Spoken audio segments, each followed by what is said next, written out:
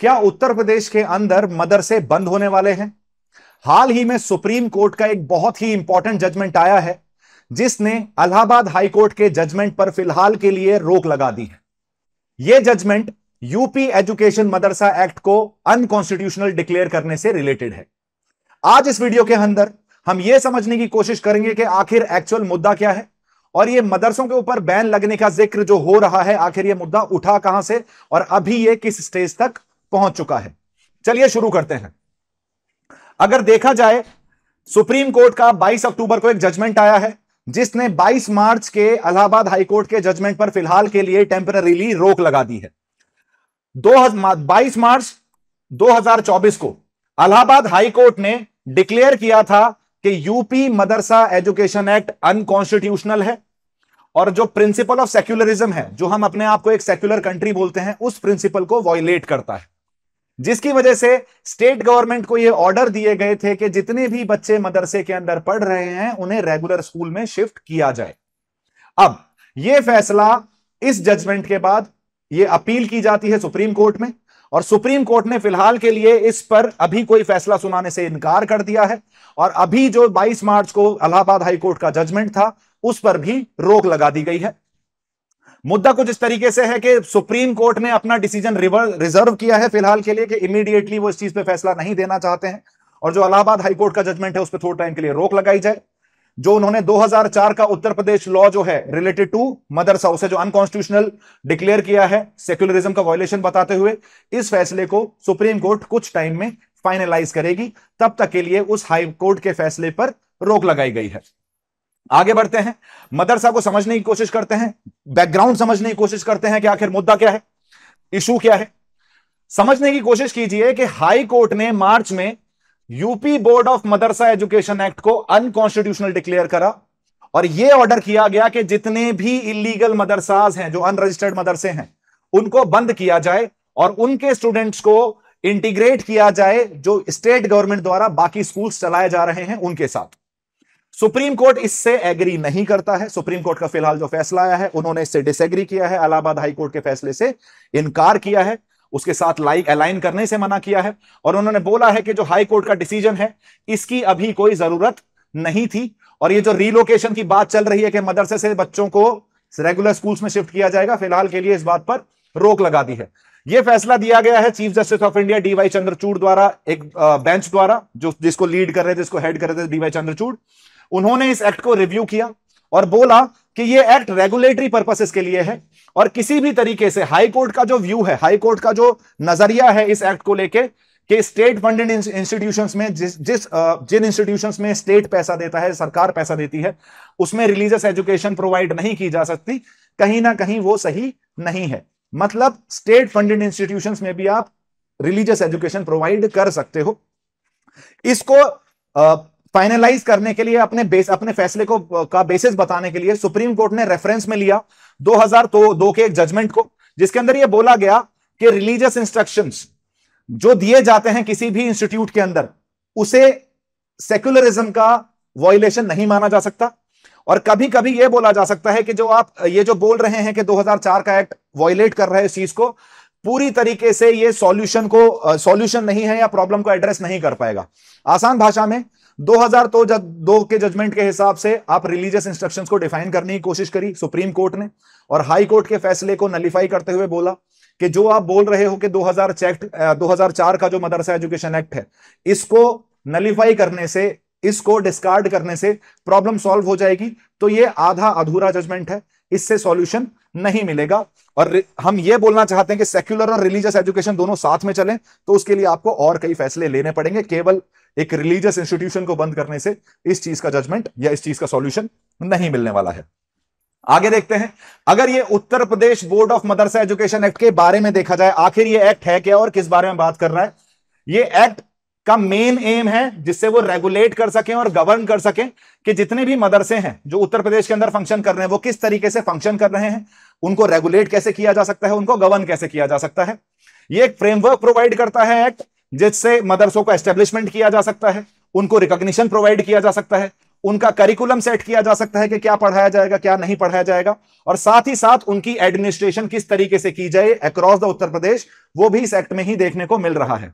इस एक्ट में Uttar Pradesh board of Madrasa education act जो है, एक बोर्ड एस्टेब्लिश किया गया, जिसका केवल काम क्या था कि जितनी भी मदरसों में एक्टिविटीज हो रही हैं उनको सुपरवाइज किया जाए, उन्हें बेटर तरीके से एडमिनिस्टर किया जाए और उन्हें बेटर तरीके से फंक्शन कराया जाए, जिससे ओवर एक ऑलराउंड डेवलपमेंट हो सके उन बच्चों का जो मदरसों के अंदर पढ़ रहे हैं। अब देखने में तो यहां कोई दिक्कत लग नहीं रही। मदरसा अपने हम आर्टिकल 29 और जब 30 की बात करते हैं तो हम बोलते हैं कि रिलीजियस इंस्टीट्यूशंस का establishment is certainly legal, fundamental right है, स्टेट आपको प्रोवाइड कराता है। इवन स्टेट फंडिंग के बाद भी आप रिलीजियस इंस्ट्रक्शन प्रोवाइड करा सकते हो अकॉर्डिंग टू आर्टिकल 30। तो अब इस केस में हम ये देखने की कोशिश करते हैं कि मदरसों की इतिहास क्या है, इसे हम एक रिलीजियस इंस्टीट्यूशन क्यों मान रहे हैं। देखिए, जिस टाइम पे इस्लाम आया, उस जो मदरसों को जिस टाइम पे इस्लाम आया तो मस्जिदों को एक स्कूल की तरह यूटिलाइज किया गया, जहां इस्लामिक टीचिंग्स प्रोवाइड की जाती थी। मदरसे का मतलब अगर लिटरल मीनिंग देखा जाए तो एक अरेबिक वर्ड है, जिसका मतलब होता है एजुकेशनल इंस्टीट्यूशन। स्टार्टिंग में मस्जिद ही एक्ट कर रही थी ऐसी प्लेसेस ऑफ एजुकेशन की तरह, लेकिन बाद में 10th सेंचुरी के बाद से आपको देखने को मिलता है कि मदरसों ने अपनी एक डिस्टिंक्ट आइडेंटिटी अटेन कर ली। वो एक रिलीजियस एजुकेशन इंस्टीट्यूशन की तरह उन्होंने इंडिपेंडेंटली फंक्शन करना शुरू कर दिया। यहां रिलीजियस और सेक्युलर टीचिंग सिखाई जाती थी इस्लामिक वर्ल्ड की। उन बच्चों को ट्रेन किया जाता था जिस तरीके से वो इस्लामिक टीचिंग्स को सीख सकें, सेक्युलर टीचिंग्स को सीख सकें और अपना ओवरऑल डेवलपमेंट कर सकें। हमारा जो अर्लीस्ट एविडेंस हमें देखने को मिलता है मदरसा का, वो देखने को मिल रहा है खोरासान में। खोरासान कहां है? खोरासान आज की डेट में ईस्टर्न और नदर्न ईरान में देखने को मिलता है। ये अर्ली पुराने टाइम में खोरासान वाला रीजन आपको ईस्टर्न और बेसिकली जो नदर्न ईरान है वहां देखने को मिल रहा है। और दूसरा में देखने को मिल रहा है ट्रांसोसेनिया। ये दिस वाज द रीजन जो आपको सेंट्रल एशिया में देखने को मिलता था, बेसिकली सदर्न सेंट्रल एशिया, जिसमें आपको अफगानिस्तान वाला रीजन भी आता हुआ दिख जाता है। तो सबसे पहले मैंने क्या बोला, मदरसे की तरह जो रिलीजियस एजुकेशन के लिए पहले मस्जिद ही एक्ट कर रही थी, इवेंचुअली मदरसों की एक डिस्टिंक्ट आइडेंटिटी बनती हुई दिखती है। अर्लीस्ट एविडेंस हमें ईरान और सेंट्रल एशिया से आते हुए दिख रहे हैं। जितना जो बड़े बड़े मदरसे हैं उनके पास हॉस्टल फैसिलिटीज भी हुआ करती थी कि बच्चे वहीं आके रहते थे, वहीं पढ़ते थे, वहीं खाते थे। मतलब बेसिकली हॉस्टल फैसिलिटीज के साथ आपको एक बोर्डिंग पर्सपेक्टिव भी प्रोवाइड किया जाता था मदरसों के अंदर, स्पेशली उन बच्चों के लिए जो गरीब परिवार से आ रहे हैं और जिनके मां बाप खुद से उनकी एजुकेशन को फंड नहीं कर सकते। आगे देखने को मिलता है कि अब ये मदरसा जो स्पॉटलाइट में आया, आखिर डिबेट क्या है। उत्तर प्रदेश में थोड़ी सी मदरसों की कहानी देखते हैं कि मदरसे कितने एग्जिस्ट करते हैं, कितने रिकॉग्नाइज्ड हैं। उत्तर प्रदेश के अंदर टोटल 25,000 मदरसे हैं, जिसमें से 16,500 को रिकॉग्नाइज किया गया है इस एजुकेशन एक्ट के अंदर। ये जो बोर्ड है यूपी मदरसा एजुकेशन बोर्ड, जो 2004 के एक्ट के थ्रू बनाया गया है, इसने 25,000 में से 16,500 को रिकॉग्नाइज किया है। लेकिन गौर करने वाली बात यह है, केवल 560 मदरसों को ही स्टेट द्वारा फंडिंग प्रोवाइड की जाती है, जिसकी वजह से काफी हद तक आपको सैलरी और पेमेंट के इश्यूज भी देखने को मिलते हैं फॉर द टीचर्स जो मदरसे के अंदर फंक्शन कर रहे हैं। सुप्रीम कोर्ट ने एक बताया है कि जो ऑनगोइंग स्क्रूटनी चल रही है मदरसा को लेकर, ये जो पूरा सुप्रीम कोर्ट का जजमेंट है, आपको पिछले साल से 2022 से ही आपको एक इनिशिएशन देखने को मिलता है, जिसमें देखने को मिल रहा है कि मदरसों को काफी ज्यादा स्क्रूटनाइज किया जा रहा है कि किसी भी तरीके से एंटी नेशनल पर्सपेक्टिव से तो यूज नहीं किए जा रहे, किसी भी तरीके से बच्चों के पास केवल रिलीजियस एजुकेशन ही तो नहीं रह जा रही, कहीं उन्हें ऐसी एजुकेशन मिल भी पा रही है नहीं मिल पा रही जिसको लेके वो बाद में जाके जॉब ओरिएंटेड पर्सपेक्टिव में अप्रोच कर सके, उन्हें नौकरियां मिल सके, साइंस एंड टेक्नोलॉजी पढ़ाई जा सके, मैथमेटिक्स पढ़ाई जा सके। तो एक स्क्रूटिनी की गई, एक सर्वे कंडक्ट कराया गया, जिसके अंदर अनरिकॉग्नाइज्ड मदरसास को देखा गया कि कौन कौन से ऐसे मदरसे एग्जिस्ट करते हैं उत्तर प्रदेश के अंदर जिनको यूपी मदरसा एजुकेशन बोर्ड से रिकॉग्निशन नहीं मिली हुई है। अक्टूबर 2023 में एक बड़ा फैसला आता है, उसके अंदर बोला गया कि जितने भी इर्रेगुलर मदरसा हैं मुजफ्फरनगर उत्तर प्रदेश में, मुजफ्फरनगर आपको देखने को मिलता है, ये मेरठ के पास एक डिस्ट्रिक्ट है मुजफ्फरनगर, वहां जितने भी मदरसे हैं उन्हें जिनको रजिस्टर नहीं किया गया है या जिनकी फाइनेंशियल पर्सपेक्टिव या एडमिनिस्ट्रेटिव पर्सपेक्टिव में कोई इरेगुलरिटी देखने को मिली है, उन पे बैन लगाने का फैसला किया गया, उन्हें बंद करने का फैसला किया गया। और कितने टाइम में? 24 घंटे के अंदर। और यह बोला गया कि अगर 24 घंटे के अंदर ये इरेगुलर मदरसे बंद नहीं किए गए तो पर डे का 10,000 रुपए का फाइन वसूला जाएगा उनसे। वापस समझाने की कोशिश करता हूं। स्क्रूटनी स्टार्ट हुई, फंक्शनिंग देखने के लिए मदरसे कैसे चल रहे हैं। एक जजमेंट आता है कि जितने भी मुजफ्फरनगर के अंदर इर्रेगुलर मदरसे चल रहे हैं उन्हें 24 घंटे के अंदर बंद किया जाए और अगर बंद नहीं किया जाएगा तो पर डे का 10,000 रुपए उनसे फाइन वसूला जाएगा। वसूलेगी कौन? सरकार वसूलेगी। इस डिसीजन ने माइनॉरिटी ग्रुप, स्पेसिफिकली जो मुस्लिम ग्रुप्स हैं, उनको काफी ज्यादा गुस्से में ला दिया। उनके अंदर एक एजिटेशन आया, डिस्कंटेंट आया, जिसमें सबसे ज्यादा इंफ्लुएंस आपको देखने को मिल रहा है जमात उलेमा हिंद का। इन्होंने इसको बोला कि यार ये डिस्क्रिमिनेटरी है, आप अपने आप को सेक्युलर बोलते हो, आप माइनॉरिटी राइट्स प्रोवाइड कराते हो, आप माइनॉरिटी रिलीजियस इंस्ट्रक्शन की बात करते हो, इंस्टीट्यूशंस की बात करते हो सॉरी, लेकिन जब आप मदरसे पे आ रहे हो तो आप एक डिस्क्रिमिनेटरी बिहेवियर दिखा रहे हो। केवल स्क्रूटनी जो है वो मुस्लिम माइनॉरिटी इंस्टीट्यूशंस की ही की जा रही है, मदरसों की ही की जा रही है, किसी और के लिए सेम एस्पेक्ट आपको पिक्चर में आता हुआ नहीं दिखता है। ये भी बोल रहे हैं कि जो जमात उलेमा हिंद बोल रही है कि आपको ये भी समझने की जरूरत है कि ये जो मदरसे जिनको आप बंद करने की बात कर रहे हो, यहां लगभग 10,000 बच्चे पढ़ते हैं जिनसे एक भी पैसा नहीं लिया जाता। मतलब गरीब बच्चों के लिए एजुकेशन की उम्मीद जो है वो ये मदरसे ही हैं। तो अगर आप इन्हें बंद करोगे तो लगभग 10,000 बच्चों का राइट टू एजुकेशन भी आप छीन रहे हो। साथ के साथ एक स्पेशल इन्वेस्टिगेशन टीम भी सेटअप की गई, जिसमें यह बोला गया कि इन मदरसों के पास फॉरेन फंडिंग आती है। मतलब ये जो मदरसे एग्जिस्ट कर रहे हैं उत्तर प्रदेश के अंदर, इनको मिडिल ईस्ट से काफी ज्यादा पैसा आता हुआ दिखता है, सऊदी से, ईरान से, यूएई से। तो आपको इंडिया के अंदर इन मदरसों की फॉरेन फंडिंग भी आती हुई दिखती है। और बोला गया कि पिछले 3 साल के अंदर, लास्ट 3 इयर्स के अंदर, लगभग इन मदरसों के पास 100 करोड़ रुपए आए हैं, 100 करोड़ रुपए की फंडिंग आई है। आसान भाषा में वापस रिपीट करता हूं क्योंकि नंबर छोटा नहीं है। ये स्पेशल एसआईटी बोलती है, जो स्पेशल इन्वेस्टिगेशन टीम सेटअप की गई, इनका यह मानना था कि मदरसों के साथ केवल एजुकेशन का इशू नहीं है, इशू फॉरेन फंडिंग का भी है। और फॉरेन फंडिंग के नाम पे इन मदरसों ने पिछले 3 साल में 100 करोड़ से ज्यादा रिसीव किए हैं। लेकिन अभी तक किसी भी तरीके का एविडेंस इस क्लेम से रिलेटेड पब्लिक नहीं किया गया। ये क्लेम है लेकिन कोई एविडेंस अभी तक इसके लिए नहीं दिखाया गया है। आगे देखते हैं हमारा तरीका क्या होना चाहिए। फिलहाल के लिए तो ये रोक लग गई है कि मदरसों पर बैन नहीं होगा, बच्चे रेगुलर स्कूल्स में शिफ्ट नहीं होंगे। लेकिन अगर हमें बेटर करना है, अगर हम सच में सॉल्यूशन चाहते हैं, तो हमें किस डायरेक्शन में मूव करना चाहिए उसको हम देखने की कोशिश करते हैं। सबसे पहले फंडिंग जो है उसे ट्रांसपेरेंट करो, जो सरकार का सपोर्ट है उसे रेगुलराइज करो। अगर सरकार सही टाइम पे पैसा और फंड प्रोवाइड करती है रिकॉग्नाइज्ड मदरसास को, याद रखना कौन से मदरसास को, रिकॉग्नाइज्ड मदरसास को। किसके द्वारा रिकॉग्नाइज्ड? यूपी मदरसा एजुकेशन बोर्ड द्वारा रिकॉग्नाइज्ड। तो जितनी भी कंप्लेन आपको आती हुई दिखती है डिलेड पेमेंट्स और सैलरी एरियर्स की, वो भी खत्म होती हुई दिखेंगे। और जब सैलरी मिलेगी तो आपको प्रोडक्टिविटी भी इंप्रूव होती हुई दिखेगी, मदरसा की एजुकेशन क्वालिटी भी आपको इंप्रूव होती हुई दिखेगी। रिकॉग्निशन प्रोसेस जो मैं बोल रहा हूं, बहुत सारे अनरिकॉग्नाइज्ड मदरसा या यूपी के अंदर फंक्शन कर रहे हैं, तो कहीं ना कहीं आपको जो प्रोसेस है उनको रिकॉग्निशन प्रोवाइड करने का, उसे थोड़ा सा रेगुलराइज करना चाहिए, उसे थोड़ा सा स्ट्रीमलाइन करना चाहिए, जिससे ऑफ कोर्स और जितने भी उन्हें एक ऐसी रिसोर्सेज प्रोवाइड करो जिससे वो नेसेसरी क्राइटेरिया, जो एक क्राइटेरिया होना चाहिए एक मदरसे के पास to be recognised as official मदरसा, उस क्राइटेरिया को अचीव करने के लिए भी सरकार को उनकी हेल्प करनी चाहिए। Third, legal clarity and fair treatment. सबसे पहले जो लीगल स्टेटस है स्पेशली उन मदरसास का जो अभी तक रजिस्टर नहीं किए गए हैं, उसमें थोड़ी सी क्लैरिटी लाने की जरूरत है।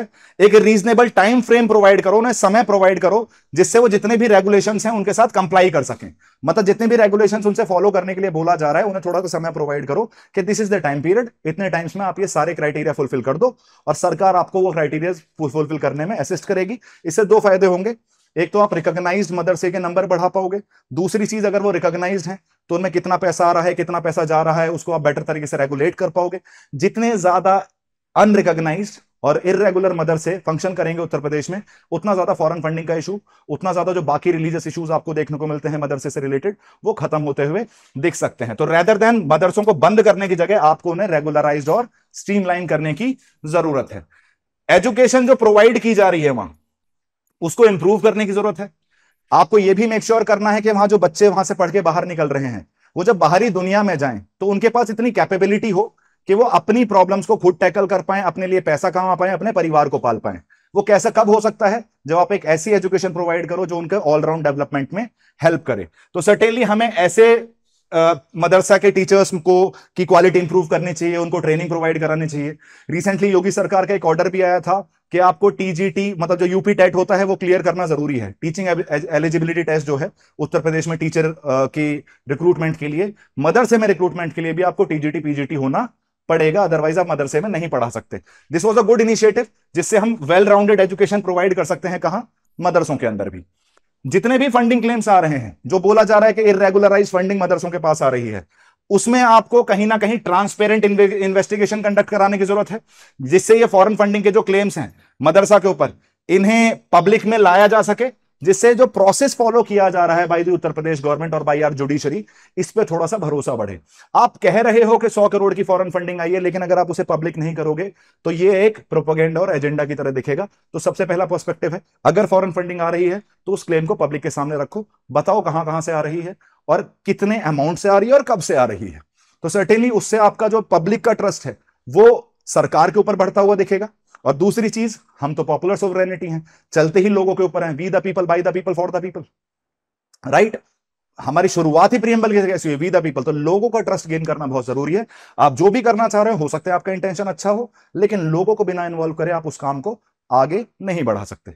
इंक्लूसिव एजुकेशन पॉलिसी होनी चाहिए, एक ऐसी पॉलिसी, एजुकेशन पॉलिसी होनी चाहिए जिसमें मदरसा को भी रिकॉग्नाइज किया जाए, और कहीं ना कहीं उनको यह भी मेक श्योर करना चाहिए कि मदरसों को किस तरीके से मेन स्ट्रीम एजुकेशन सिस्टम के साथ आप इंटीग्रेट कर पा रहे हो। ऐसा नहीं होना चाहिए कि मदरसे से कोई पास होके आए, उसको मेन स्ट्रीम एजुकेशन और यूनिवर्सिटीज और कॉलेजेस में एडमिशन ही नहीं मिल रहा। क्यों नहीं मिल रहा? क्योंकि वो एक स्कूल से नहीं है। तो आपको यह भी समझने की जरूरत है कि सबसे पहले तो आप एक इंक्लूसिव एजुकेशन पॉलिसी बनाओ, जिससे मदरसों को मेन स्ट्रीम एजुकेशन सिस्टम के साथ ज्वाइन कर सको, उन बच्चों को भी अपॉर्चुनिटी प्रोवाइड करा सको जो मदरसे एजुकेशन ले रहे हैं, जो मदरसों के अंदर पढ़ रहे हैं। अगर इन सब स्टेप को आप लेते हो तो आप बेटर तरीके से इस प्रॉब्लम को रिजॉल्व कर पाओगे। एक नी जर्क रिएक्शन के सारे मदरसे बंद कर देंगे तो उसमें एक हाई चांसेस है कि आपको एक बेसिकली रिएक्शन होता हुआ दिखे उसका, और वो रिएक्शन सोसाइटी में केओस भी क्रिएट कर सकता है। और जब केओस क्रिएट होगा तो जो मेन स्ट्रीम डेवलपमेंटल प्रोसेस हैं, जो ह्यूमैनिटेरियन एड प्रोसेस हैं, जो वेलफेयर मेजर्स हैं, उससे ध्यान हटा के आप केवल उस केओस को ही सुलझाने में रह जाओगे। तो हमें यह भी देखना है कि जब हम कोई एक्शन लेते हैं किसी गलत चीज के अगेंस्ट, तो वो इस तरीके से लिया जाए कि उसका ग्रेजुअल इंप्रूवमेंट होता हुआ मिले। अगर आप नी जर्क रिएक्शन दोगे तो every action has equal and opposite reaction. तो सरकार को यह समझने की जरूरत है कि अपने सिटीजन्स को अच्छे से ट्रीट करे, और ये मेक श्योर करे कि जो उनके रिलीजियस राइट्स हैं उनको समझाए कि किस तरीके से मदरसे में एक ऑलराउंड एजुकेशन सिस्टम लाना उन्हीं के लिए बेहतर है, उन बच्चों के लिए बेहतर है जो मदरसों के अंदर पढ़ रहे हैं। इस सारी इंफॉर्मेशन को ध्यान में रखते हुए आपके सामने एक सवाल है, इसे अटेम्प्ट करने की कोशिश करना। Critically analyse the recent scrutiny of मदरसाज in Uttar Pradesh, focusing on the implications of government actions regarding recognition, funding, and educational standards. What measures could be taken to address the concerns surrounding madrasas while ensuring equitable access to quality education for all communities? 250 words में आपको ये answer attempt करना है। एक dynamic question है, there are high chances के किसी ना किसी तरीके से यूपीएससी आपसे इसमें सवाल पूछ ले, और even if you are not UPSC aspirant, तब भी आपके लिए ये इन्फॉर्म्ड सिटीजन की तरह पता रहना जरूरी है कि आपके देश में क्या चल रहा है। Even if you are not appearing for an exam, लेकिन आपको अपने देश के बारे में, अपनी सोसाइटी के बारे में पता रखना बहुत बहुत जरूरी है, जिससे आप एक अच्छे सिटीजन बन सके। This was all from my and. Join our YouTube channel, subscribe to our YouTube channel for such informative videos. Thank you so much, guys, and have a good day.